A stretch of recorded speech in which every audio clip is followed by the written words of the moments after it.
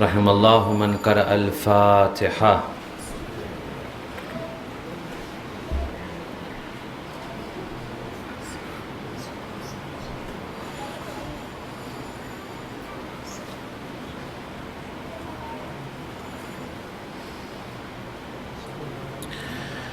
أعوذ بالله من الشيطان الرجيم. بسم الله الرحمن الرحيم. الحمد لله رب العالمين بارئ الخلائق أجمعين، والصلاة والسلام على أشرف الأنبياء والمرسلين، خاتم النبيين، شفيع المذنبين، رحمة للعالمين، مولانا وسيدنا أبي القاسم محمد. اللهم صل على وعلى آله الطيبين الطاهرين المعصومين المنتجبين المظلومين الهداة المهديين، لا سيما بقية الله في الأرض، أرواحنا له الفداء ولعنة الله على أعدائهم أجمعين من الآن إلى قيام يوم الدين. أما بعد، فقد قال أبو عبد الله الحسين بن علي عليه الصلاة والسلام. اللهم صل على أصبحت ولي رب فوقي والنار أمامي والموت يطلبني والحساب محدق بي وأنا مرتهن بعملي، لا أجد ما أحب ولا أدفع ما أكره، والأمور بيد غيري، فإن شاء عذبني وإن شاء عفا عني، فأي فقير أفقر مني. صلوات على محمد وآل محمد.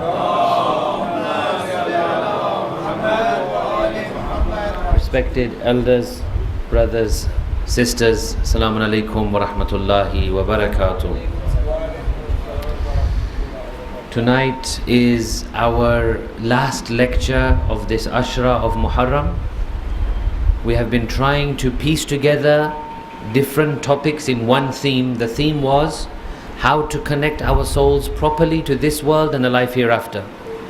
So all of our discussions so far have been on things like dealing with the world, interacting with the world, interacting with people of the world, taking lessons from our first Imam, taking lessons about the Akhirat, the grave, the Barzakh, the hereafter.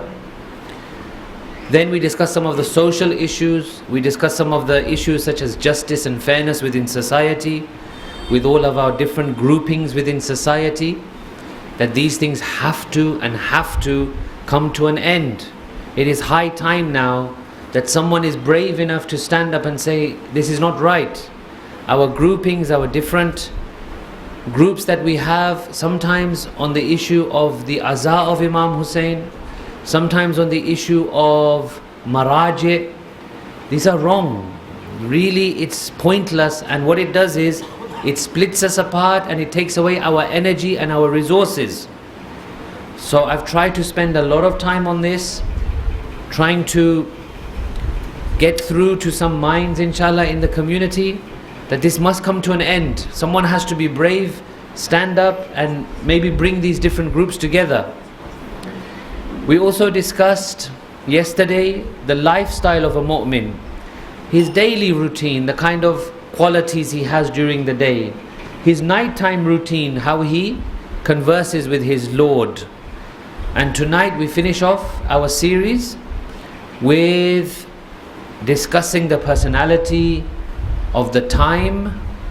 It's the night of Ashura.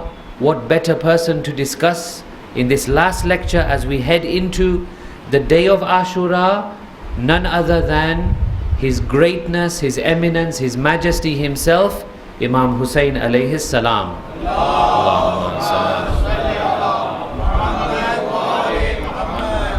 Tomorrow being the day of Ashura, brothers, sisters, you know better than me, you're more experienced than me. On the day of Ashura, the recommendations are that we do not follow any worldly benefit, any worldly activity. As much as possible, try not to work, close your businesses, close your shops, close whatever work you're doing, and devote the day to feel the pain and sorrow of Ahlul Bayt. All we can say is, may Janab Fatima, may our Imam of the time accept from us. Imam Husain alayhi salatu wassalam, Allahumma salli, was born on 3rd of Sha'ban. Which year? Does anyone know the year of his birth? 4 AH, 4th year after Hijrah. He was martyred 10th of Muharram 61 AH. We know a lot about his life towards the end of his life, the last few weeks or the last few months, especially the last few days, and especially the day of Ashura. We have lots of information about these things. What about before he leaves Medina? Before he is forced to go, before Walid threatens him that I want your allegiance for the accursed Yazid.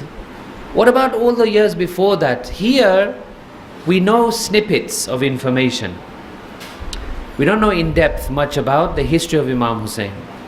Or if we were to say to one another, tell me something that Imam Husain said, what would we say? If I asked you right now, can you remember anything that Imam Husain said during his life? What would you say? Is there anybody who will help me? Hal min nasirin yansuruna. What else?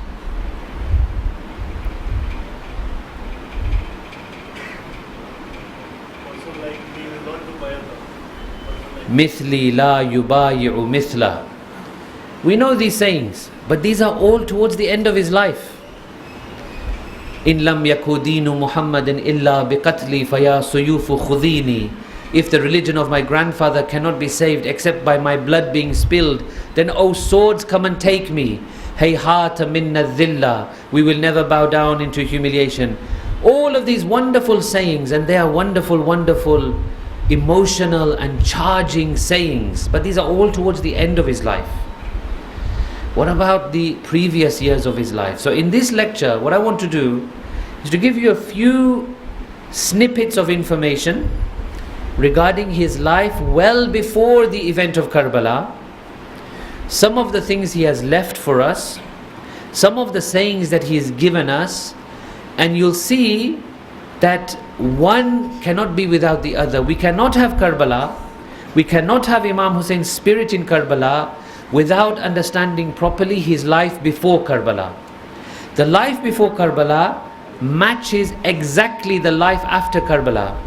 One leads to another.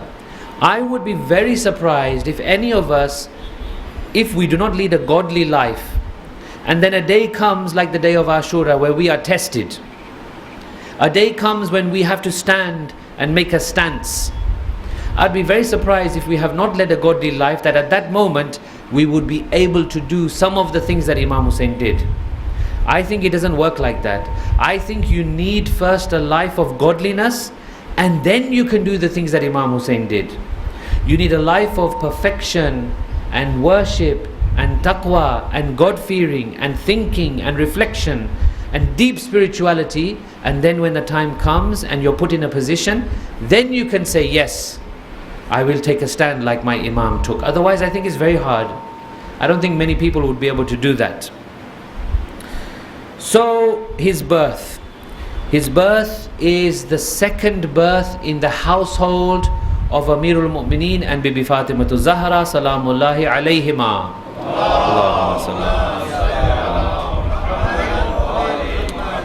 And his name, Husain. What does this mean? Does anyone know? The actual meaning of the name Husain.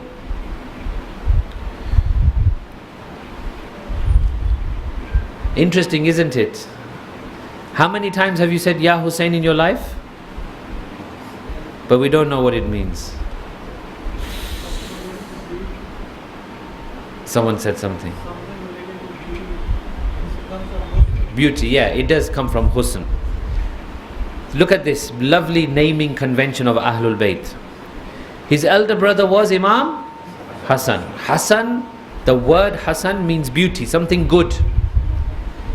52 days after Imam Hasan's birth, Bibi Fatima was pregnant with Imam Husain. 9 months later, Imam is born. Husain means smaller version or mini Hasan. That is the relationship of these two names. Hasan, Husain. Husain, smaller version of Hasan. Mini Hasan. First of all, let us discuss very quickly his life with the Holy Prophet. The life with the Holy Prophet was very, very special. These were, you could say, the glorious days of Imam Husain's childhood.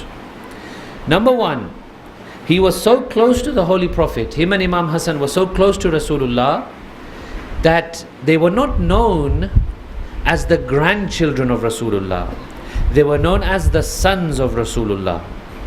No one would call them the grandchildren, they would call them the sons, because really the Holy Prophet and their closeness was like a parent. People understood the biological difference. They knew that they were grandchildren biologically, but they were known as the sons of Rasulullah. So close were they. We have this hadith which is narrated in Sunni sources. In Sunni sources, they narrate that the Holy Prophet sallallahu alaihi wasallam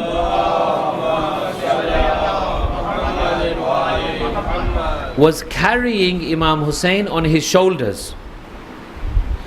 And someone saw this scene and said, "Young man," to Imam Husain, "Young man, what a wonderful mount you have mounted upon. What a wonderful vehicle you are on," meaning the Holy Prophet. And the Holy Prophet turned and said to him, وَنِعْمَ الرَّاكِبْ هُوَ. No. He said, the mount, no. What a great rider I have on me. The Holy Prophet at each and every opportunity would extol the virtues of Ahlul Bayt. Be it Amir al-Mu'mineen, be it Imam Husain, be it Imam Hasan, be it Janab Fatima. He would extol and communicate the virtues of Ahlul Bayt. At the age of 5, Imam is chosen to represent Islam in front of the Christians of Najran in Mubahala. At the age of 5, imagine. At the age of 5, this was his speciality, this was his amazing nature, his amazing spirituality. Now, the Holy Prophet dies at the age when Imam Husain alayhi salam is 7 years old. Bibi Fatima dies a few months later. Then what happens is that you see the amazing bond between father and son, Amir al-Mu'mineen and Imam Husain. Amazing bond.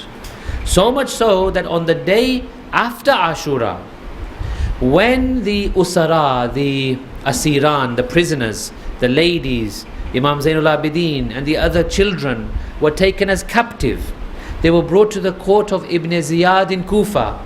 And when Ibn Ziyad's eyes fell upon Imam Zainul Abidin, he asked, "Who is this?" Because he was shocked. According to him, what should have happened was all the menfolk in Karbala should have been killed. That was his intention. Through the miracle of Allah subhanahu wa ta'ala, Imam Zainul Abidin was afflicted with intense illness on that day, and he could not fight. And in fact, Imam Husain alayhi salam did not expect him to fight because he had to carry forward the imamat. So when Imam Zainul Abidin was there in the court of Ziyad, Ibn Ziyad, he asked, "Who is this?" And he was told, "This is Ali ibn al-Husayn. This is Ali son of Husayn." Ibn Ziyad, he said, "No, we killed Ali ibn al-Husayn in Karbala. The information which I was given is that Ali ibn al-Husayn was killed." So the Ahlul Bayt spoke. Imam Zainul Abidin said, "No, that was not me, that was my elder brother, Aliyun al-Akbar." Let me clarify this very quickly. From the research which I have seen, it seems that Aliyun al-Akbar was the elder, and Imam Zainul Abidin was known as Aliyun al-Awsat, the middle, and then Aliyun al-Asghar, the younger. So what did Ibn Ziyad say? He tried to taunt Imam. He said, "Your elder brother was called Ali. You're called Ali. The younger one, Ali. Did your father not know any, did your father Hussein not know any other name except Ali? Trying to taunt. Imam Zainul Abidin said, my father loved his father to such an extent that had he had 1,000 sons, he would have named them all Ali. Intense love and connection between these two personalities, Imam Husain and Imam Ali. Salawat on their blessed names, please.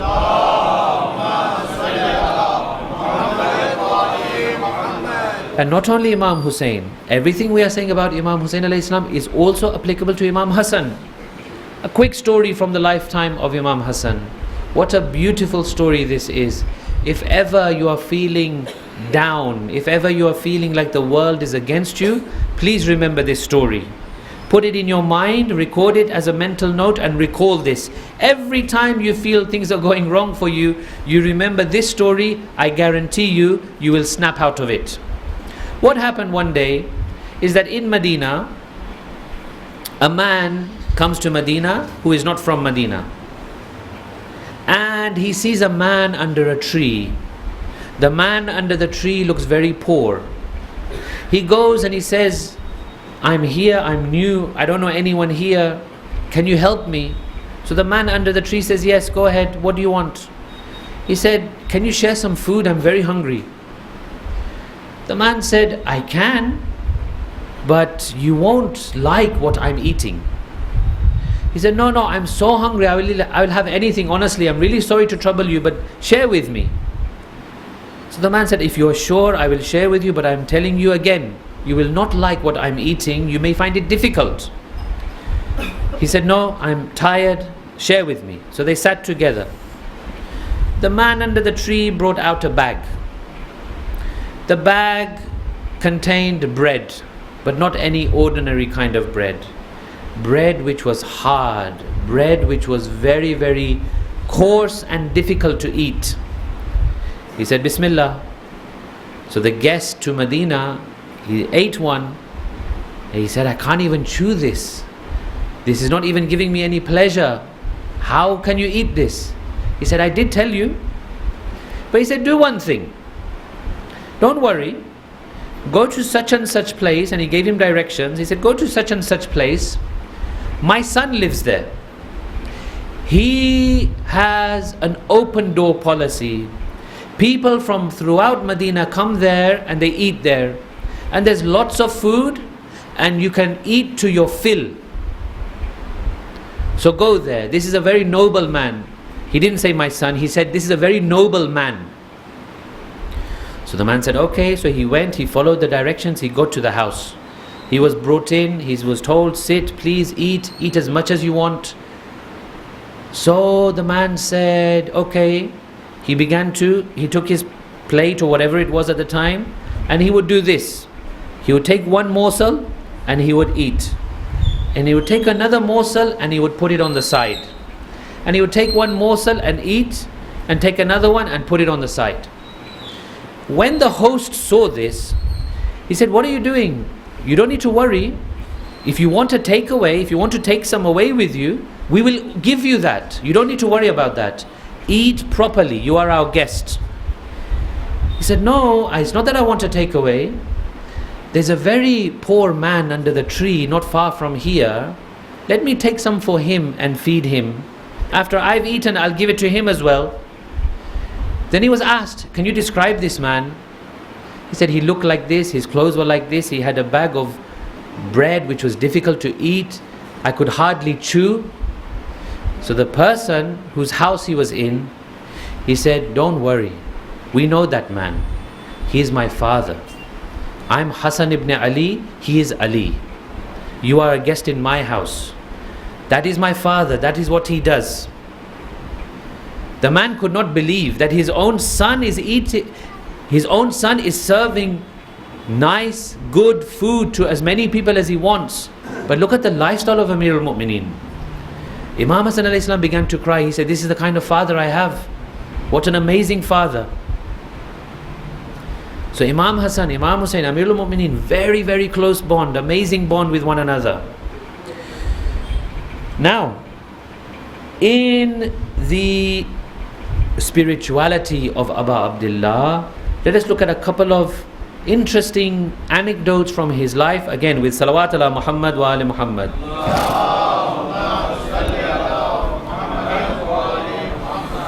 We have this one dua in our collection of duas. As I said in one of my lectures, please make sure in all of your collections you must have at least 5 books. You must have more than 5, but at least 5 are your foundation.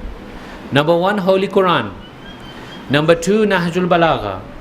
Number 3, Sahifa Sajjadiyya. Number 4, Mafatihul Jinan. Number 5, Tawzihul Masail of your marja, the book of laws, the book of ahkam of your marja taqleed. You must have this book. It is also available as an app, iSistani, on both Android and iOS. You can search for it. It's a green color. Please download it and use it. But please also make sure you have the book in your homes as well. One of the du'as in our collection of du'as in Mafati is this amazing du'a that Imam Husain has taught us. Yes, it is also from Imam Ali. The famous version is that it's from Imam Ali, yes. But the wasila or the wasata, the channel through which it has reached us, is none other than Abi Abdullah al-Husain alayhi salatu wassalam. And this is the supplication that we know as mashlul. Du'a mashlul. What is the meaning of mashlul? Paralyzed. Paralyzed. Shal in Arabic means paralysis. Mashlul, one who is paralyzed. How did this dua come about? What was the background of this? This is very interesting. Imam Husain himself narrates that one night my father and I, he was in the company of his beloved father, we went to the Kaaba, and it was such a time in which it was pitch black night. And it was such a time that most of the people around that area who had come for tawaf or whatever, most of them had retired for sleep and rest. So you can think it was very much the late night or very early hours. Me and my father, we began to do the tawaf of the Holy Kaaba. Everything was very quiet. All of a sudden, in this darkness, we hear a sound. We hear the voice of a man who is crying and wailing to Allah subhanahu wa ta'ala. Such a cry and such a wail that it was heartbreaking, heart-rendering. My father turned to me and said, "Did you hear that?" I said, "Yes, father." He said, "Go and see who it is. What is the problem? Maybe we can help this kind of person. Maybe he has an issue that we can help with. Go and find him, bring him to me, and let me talk to him."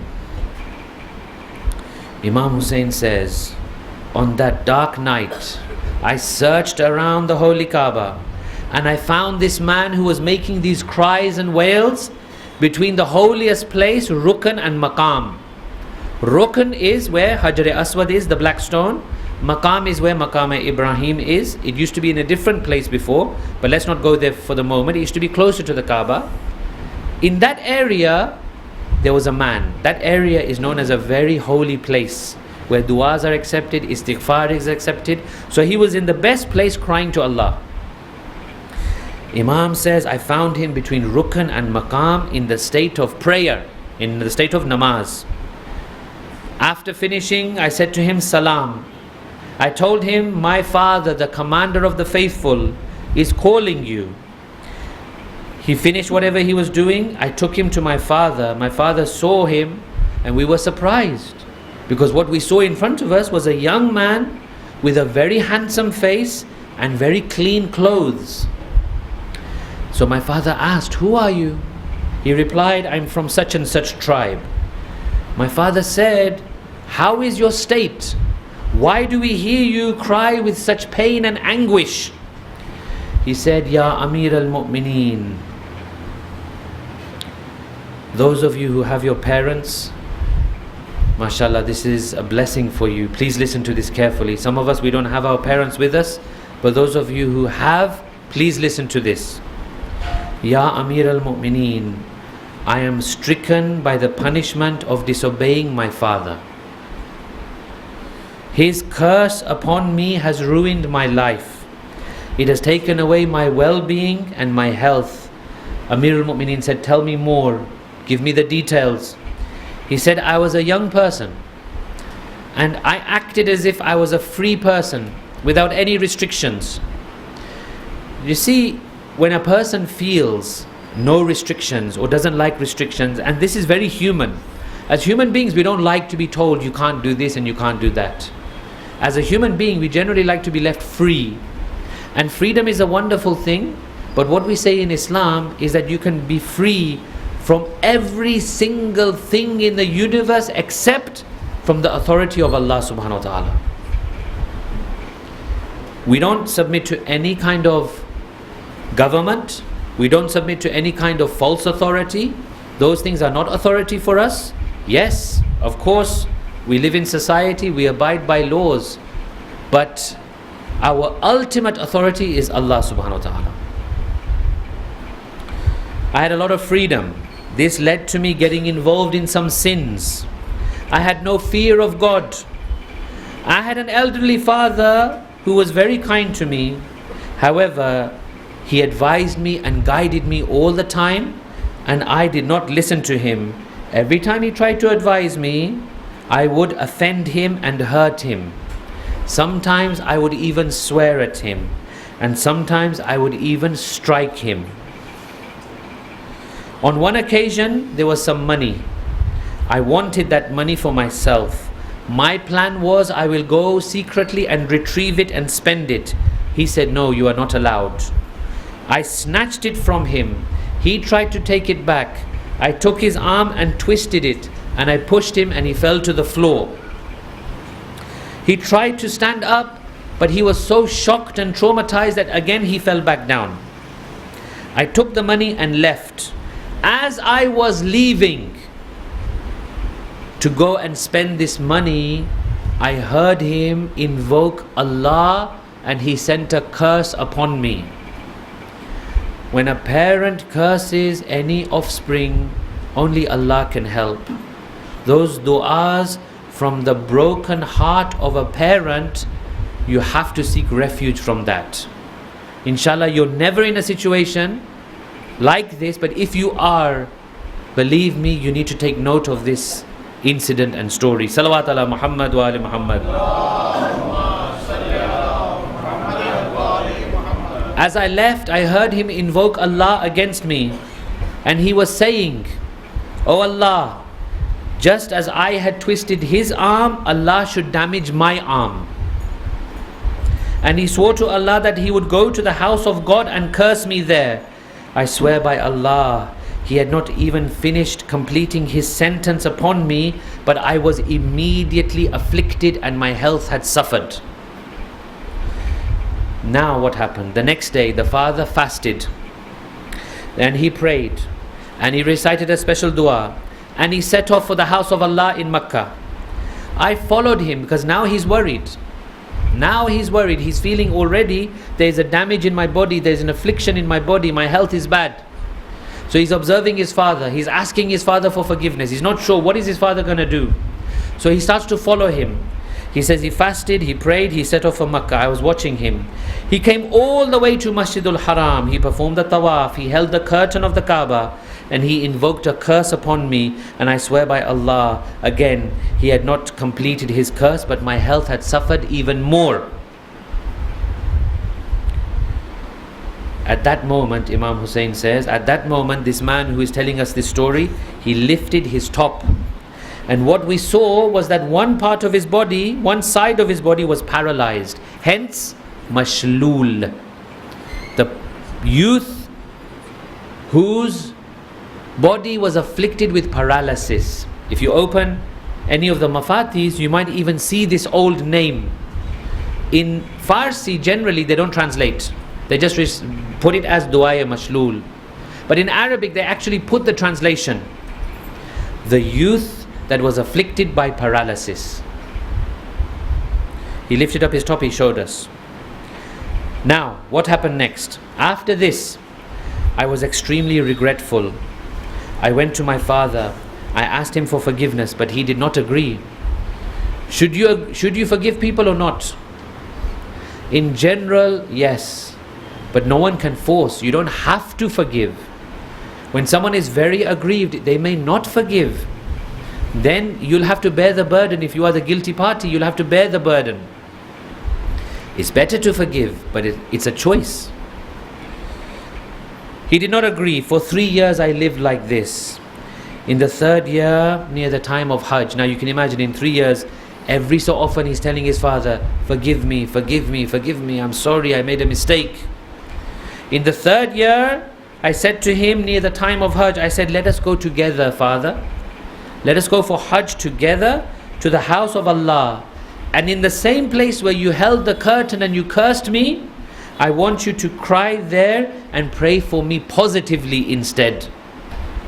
Pray to Allah to lift the curse. Pray to Allah to cure me. We started out for Makkah until we reached a deserted place. The camel of my father became startled and it ran. As it ran, my father was pushed to the floor. He landed on some rocks and he died. So for 3 years, he's been paralyzed, asking his father for forgiveness. Finally, the father agrees to take him to Hajj, and the father dies before reaching Makkah. I buried him there. I didn't know what else to do. I came here. Mawla says, you cried out for help, we will help you. Mushkil Kusha. He solves a lot of problems. Anytime you have an issue, take the wasata of Imam Ali. Recite the Nade Ali. These are not just empty customs, they have a reality. Mawla says, you come to the right place. We are going to help you. Your moment of salvation is here. There is a dua which I will teach you, which was taught to me by my beloved Rasulullah sallallahu alayhi wa alihi wa sallam. Whoever recites this dua, it will help them with their situation, their sorrow, their pain, their illness, their poverty, and forgiveness of sins. And then he told him how to recite it. He narrated it to him. Now look what Imam Husain says. Imam Husain says that when my father narrated this dua, I was more happy to learn this dua than that man who was paralyzed. I appreciated this dua so much. Now, Imam continues, the next time we saw this person, he came to us, he was healthy. He was no longer paralyzed. He was no longer walking afflicted. He was no longer one side of his body had issues. He said, I swear by the Lord. My father asked him what happened. The man responded, I swear by the Lord, my dua was answered and my hajat was accepted. Imam said, no, tell me details. He said, on the night which you told me to recite this dua, which was the 10th of Dhul Hijjah. 10th of Dhul Hijjah, but you can recite it at any time. He said, on the 10th night, when it was dark and everyone was asleep, I recited. And I wailed and I cried. Some people say, for example, when you have a problem, recite Ziyarat Ashura, isn't it? What one of my colleagues told me, he said, yes, correct. Recite Ziyarat Ashura, but recite it like it's Ashura when you recite it. Ziyarat Ashura is powerful, but I don't think you can just recite it off the cuff without concentration, without feeling. You need to have feeling in these things. That is the secret of dua, is to have feeling in the dua. I wailed, my tears were flowing. When I was tired, I heard a voice. The voice said, "Oh young man, enough.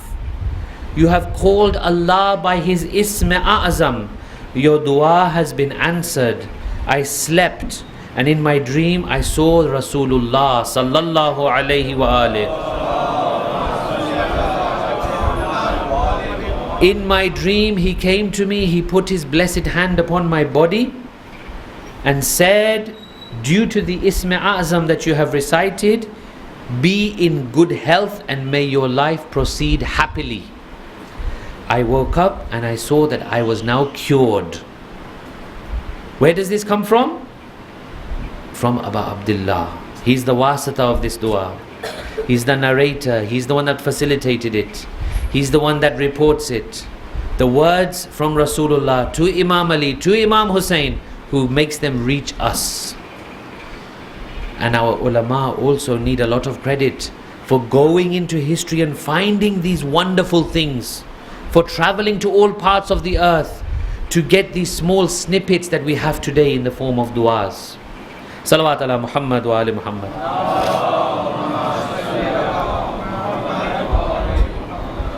There's one hadith which I wanted to share with you, which is again from the third Imam. Someone came to our Imam. Now this is what I was saying about the attitude of Imam. How does he see the world? How does he interact with the world? How does he teach people how to interact with this world? What was his life before Karbala that made Karbala so exceptional? Do you think, for example, that without the level of sincerity that Imam and his companions had, that we could have had Karbala today, alive today? Without that level of sincerity, without that level of purity of the soul, Karbala would not have survived. It's their purity and sincerity which has made Karbala reach us today. So how does this sincerity come? Where does it come from? Let me share with you a hadith from Imam Husain alayhi salatu wassalam.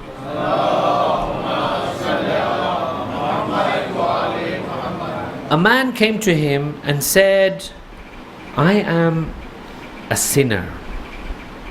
I cannot stop sinning.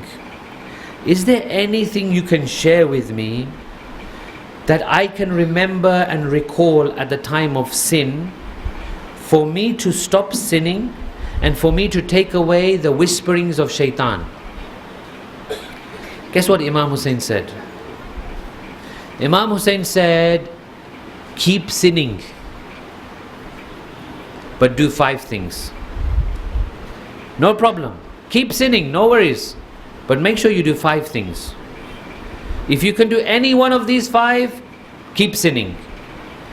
He said, number 1, don't eat from the rizq of Allah and keep sinning. If you can find a way to find something that is not the rizq of God, eat it and keep sinning, no problem. He said, this is impossible. Imam said, okay, number 2, exit from the domain of Allah, go out of the kingdom of God and sin over there. This world is the domain of God. Find a way out, go somewhere else and go and do sins there, no problem. He said, Imam, it's all the domain of God. What does Imam Ali alayhi salam say in Dua Kumail? وَلَا يُمْكِنُ الْفِرَارُ مِنْ حُكُومَتِكَ. It's not possible to exit your domain and your realm. Imam said, okay, no problem. Try number 3. Go to a place where Allah can't see you and sin over there. Where can you hide from Allah? Where does Allah not see you? Can He see you all the time, everywhere? Or is there any small, nice place you can hide? There's none, is there? So Imam says, go to that place if you can find it, hide there and keep sinning. He said, can't do it. Imam said, no problem. I'll give you another one. When the angel of death comes to take your soul, tell him, don't take my soul yet. You keep sinning. Allah says, وَلَنْ يُؤَخِّرَ اللَّهُ نَفْسًا إِذَا جَاءَ أَجَلُهَا. We will never delay a soul's death when the time comes. Imam said, okay, fine. Final point. If you can do this, then keep sinning. When Malik, on the day of judgment, the angel Malik, Malik is the guardian of hell. Hell. He's the guardian of hell. When Malik enters you into the fire of hell, tell him, Malik, no, I'm not going to enter. Then keep sinning. What does this tell us? What is Imam Husain alayhi salam trying to communicate here? If we summarize these 5 points and we come out with a conclusion, what conclusion will we draw?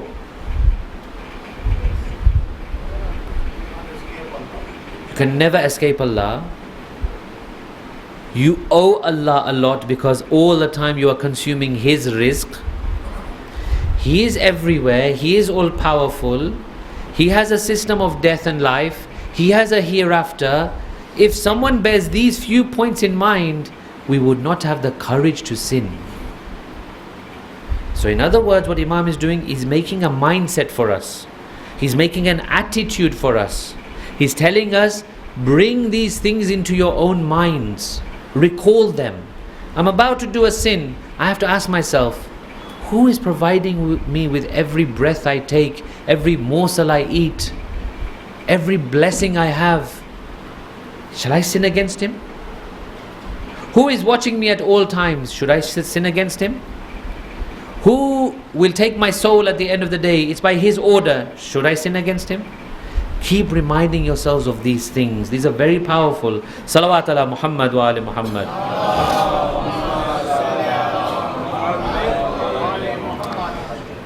Now, the second amazing thing I wanted to share with you, first of all, let me ask you a question. Allah subhanahu wa ta'ala. We all believe in Allah. We're all Ahle Tawheed. We all believe in the oneness of God. What do you think if I put this challenge on you? What do you think if I said to any one of you, or me included, stand up and talk about Allah for 5 minutes without repetition and without hesitation? 5 minutes fluently speak about Allah. Tell us different things about Allah. Do you reckon we could do it? Just talking about Allah for 5 minutes. Who reckons they can do it? It's very difficult. When you put your mind to it, it'll be very difficult. Maybe 10, 20, 30 seconds. Maybe maximum 1 minute. But very few of us could actually stand and just speak about Allah subhanahu wa ta'ala. Now look at Dua Arafah of Imam Husain. Dua Arafah, one of the most profound duas. Dua Mashlul, and these duas are short. Dua Arafah is very long. Dua Arafah takes, if you recite it quickly, which I don't advise, because then it's not a dua, it's just a qira'at. But okay, if you recite it quickly, maybe it'll take you an hour. So when Imam Husain alayhi salam recited this in the original time, in the hot sun, on the plains of Arafat, with his hands raised, with the tears trickling down, at least you would say for 3 hours it took him, right? I think that's reasonable, isn't it?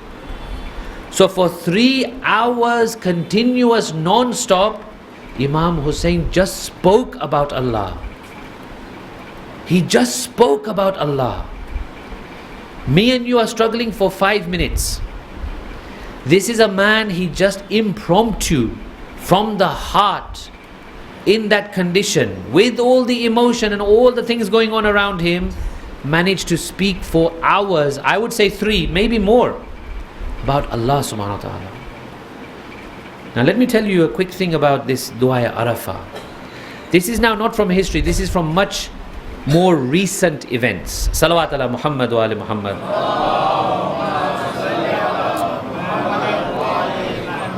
I have a friend from one of our community members, not from here. He's studying in the holy city of Qum. We have roughly, I would say, 120 community students in Qum at this moment. Just approx. One of them is this friend of mine. I won't give his name because he prefers not to be named, but he's allowed me to narrate this. He is a senior student, and at times he is called upon by the Qum Khoja, the Khoja of Qum, to come and give lectures to visiting groups. There are a number of groups which visit Qum now and again. Some are Muslim, some are non-Muslim, some are Sunni, some are Shia, some are from the community, some from not from the community. One group had come to Qom and they said, please can you come? They know English, they understand English, you speak English, come and give them some talks and answer their questions. So my friend goes there and they introduce themselves. So the first thing my friend says is, tell me, why are you here? Who are you? What's your background? Their background was very interesting. They were a group of highly skilled, highly educated, highly motivated non-Muslims from the Czech Republic. Amongst them was one diplomat.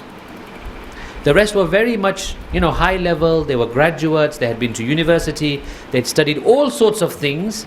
They were a group of around 8 people from the Czech Republic. He said, tell me about your history. Why are you here? So there were men and there were women. They said, look, let us tell you. Number one, we don't actually belong to any religion. Number two, we as a group of friends, we were sitting together one day and we said, you know what? We feel a yearning and a need to go and find the truth. There's something lacking. There's some kind of truth out there. We felt there was a truth out there. And we said, let's go. We take a sabbatical, for example. We take a sabbatical from our work and stuff. We go out. Let's go where these places, these old philosophies and truths and religions of the world. Let's see what we find. So we decided to go to different countries and experience different religions and philosophies. In their own words, they said, we were searching for something universal and something that fits with our nature. So my friend asked, so where did you go? They said, number one, India. They said, we knew India had very, very old and ancient philosophies and ways of thinking. So we went to India. We studied Hinduism. We studied its rituals. We studied practices like yoga. We studied the Gita. And yes, we found a few very interesting things which were very inspiring. Then we said, let's go to China. So we went to China. We studied Buddhism. We studied the history of this person called Buddha. We've studied the philosophies. And yes, there were some interesting things. Then we studied Confucius, the other Japanese, Chinese religion, Taoism, Confucianism and these things. We studied Confucius. Then we went to Palestine. We studied Judaism, its history. We studied Christianity, its concepts. Then we went to the Vatican. And we said, well, we've done one type of Christianity, let's look into Catholicism. Went to the Vatican, we met the Pope. We studied. We looked at Protestant religion, Protestant branch of Christianity, Orthodox branch of Christianity, Old Testament, New Testament. Then we said, let's study Islam. So this is a very unfortunate thing, but the conclusion they came to is that to study Islam you have to go to Saudi Arabia, unfortunately. So we went to Saudi and we learned a bit of Arabic and we looked into the Quran, and then we said, okay, it's not only Saudi, there's also a place called Al-Azhar in Cairo. So we went there. We looked into there, we met the scholars, we studied, we spoke to people. Then we said, now Shiaism. We've done Sunniism, what about Shiaism? So we asked someone, what is the Vatican of Shia Islam? And they told us, holy city of Qom.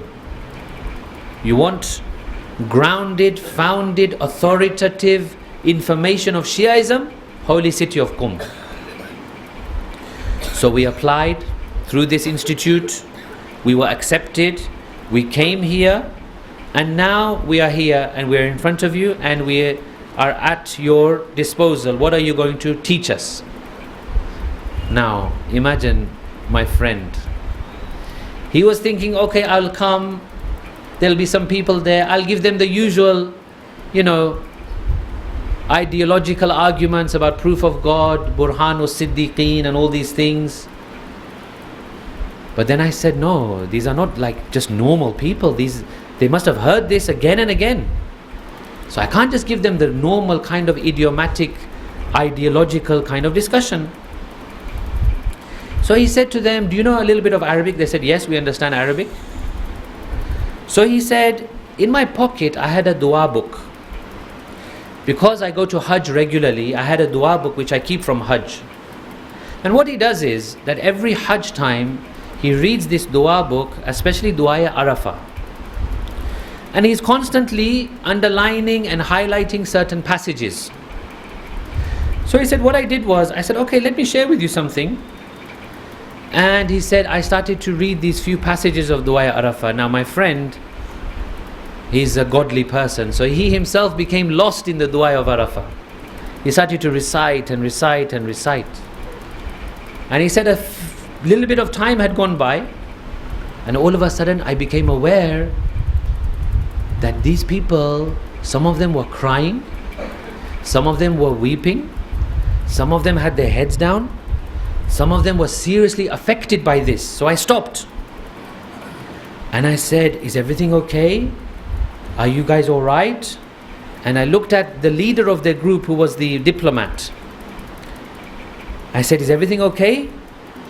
And he said to me, I think now we have finally found what we were looking for.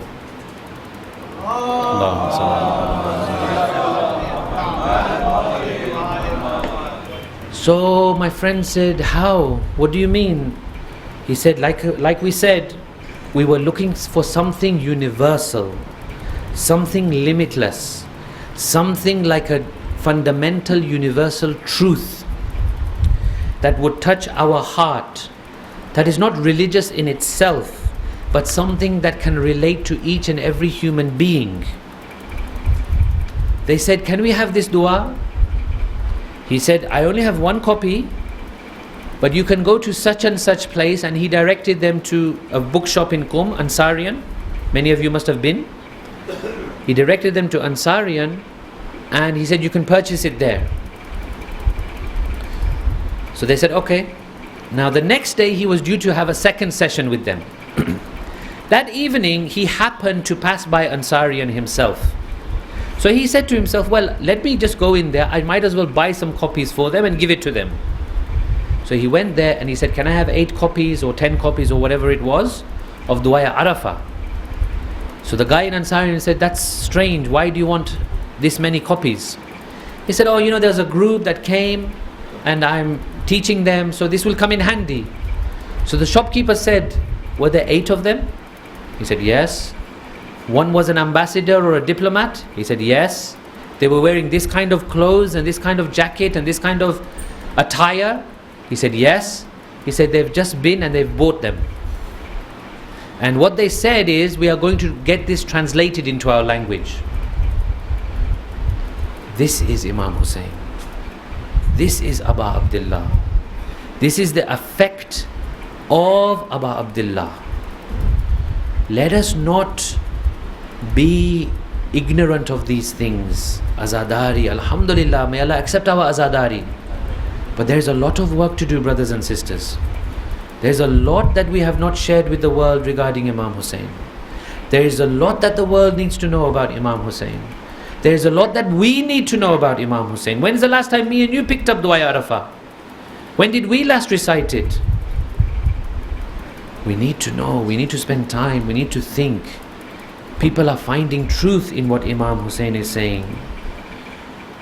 So Imam Husain is a very important bridge between us and spirituality, us and Allah, us and all of these wonderful truths that people are finding in the words of Abu Abdullah. Salawat ala Muhammad wa ali Muhammad.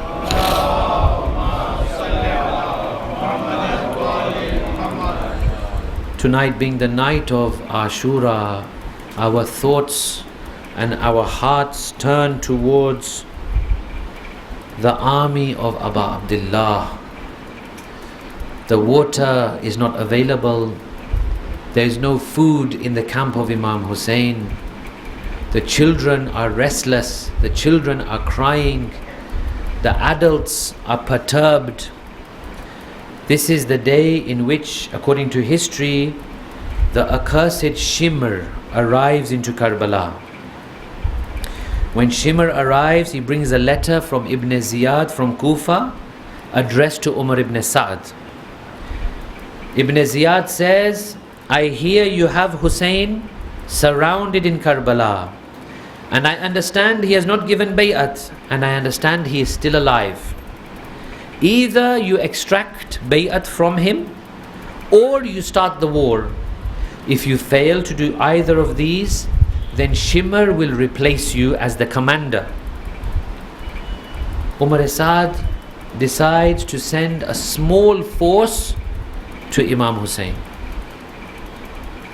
The force comes. There were some very ugly statements made from the force to Imam Husain and his people. They realize that we can't get through to this man. He's not going to budge. So they begin to address members of the family of Imam. For example, Hazrat Abbas. Shimr calls out to Hazrat Abbas. Hazrat Abbas and Shimr, they had a far-off relationship through a different clan and tribe. Shimr says, oh, my relative, I've come with an offer for you.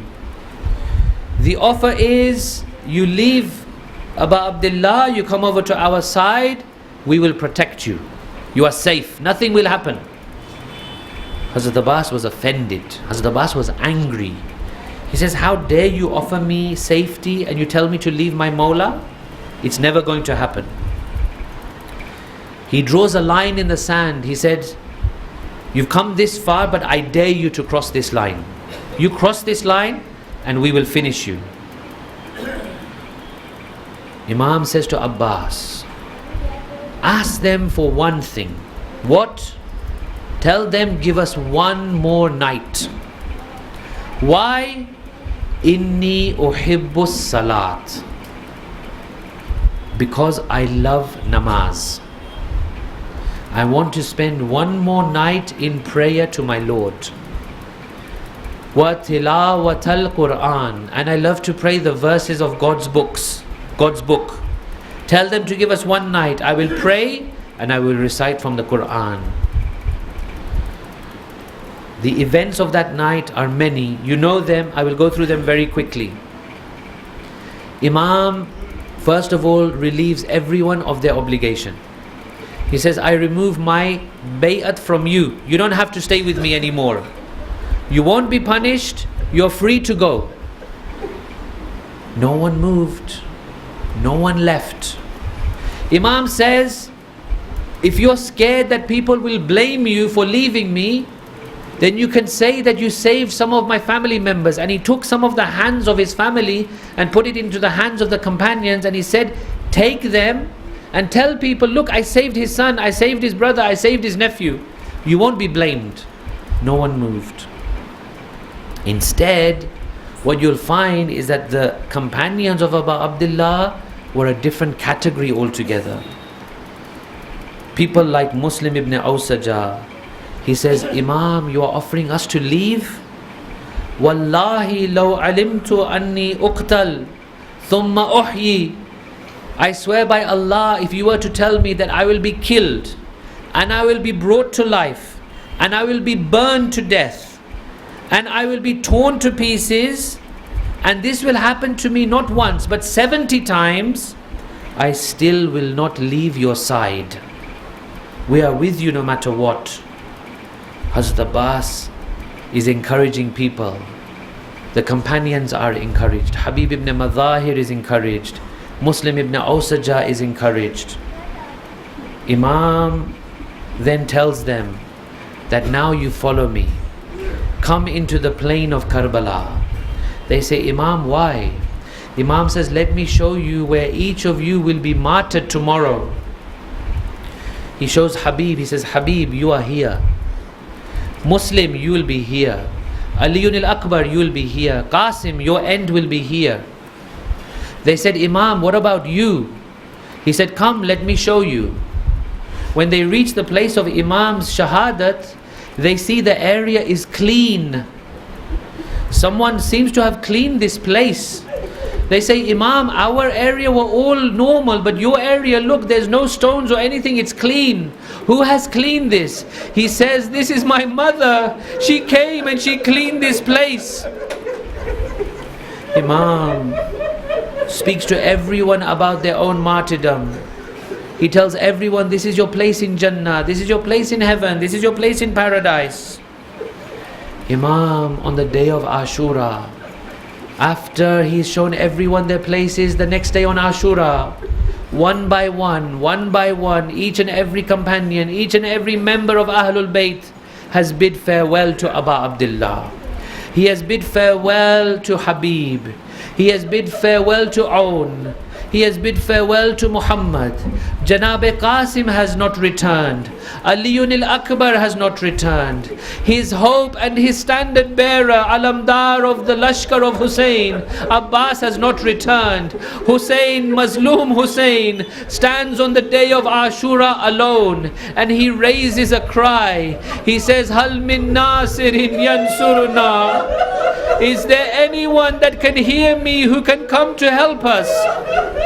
The ladies are making a commotion. He says, what is wrong? Rabab, the mother of the 6-month-old child, Aliyun al-Asghar, she says, Oh Mawla, since you raised this cry, your baby has been feeling uneasy in the cradle. We don't know what's wrong with him. Imam says, allow me to take him. They are after my blood, maybe they will have mercy upon this young child. He picks up Aliyun al-Asghar. He walks with him to the Maidan. He shows Aliyun al-Asghar to the crowd of Umar Sa'ad. They look at the young boy. He announces, if you have any enmity, if you have any issue, it is with me. My baby child has not done anything to you. What does Imam say in his famous poem that Janab Sakina hears on Sham-e Ghariba? Laytakum fi yawmi Ashura jami'an tanzuruni. Oh my Shias, if only you had been there on the day of Ashura, and you would have seen the way I was asking for water for my baby.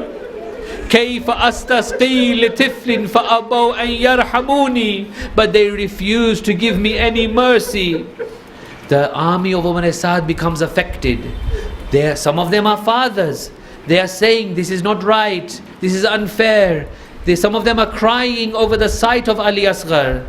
Umar Sa'ad comes to Hurmala. He says, Hurmala, we need to stop this. Our army is defecting. Hurmala, you are the best of the archers. Hurmala looks for an arrow, but not any normal arrow. Hurmala takes the arrow, which we say is a 3-pronged head arrow. You know what this was used for? It was used to kill camels and large animals. Umar Sa'ad says, Iqta kalam al-Husain. Stop the speech of Husain. Hurmala begins to aim, but his aim is faulty. He fails to fire the arrow a few times. Maybe someone asked him, Hurmala, what is wrong? Perhaps he would have said, I see in the background, it looks like the mother of Ali Asghar is standing there. Finally, Hurmala puts the arrow. He fires the arrow.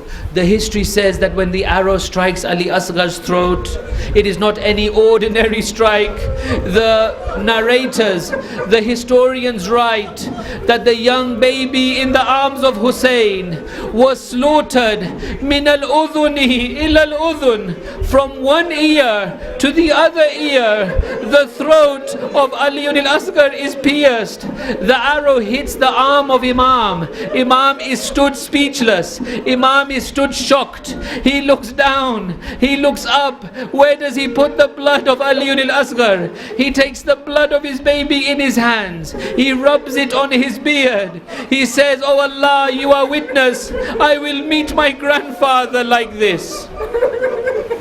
Allah la'natullahi al-qawm al-zalimin wa sayalamu alladhina zalamu ayya munqalibin yanqalibun. إلى أرواح المؤمنين والمؤمنات رحم الله من قرأ الفاتحة.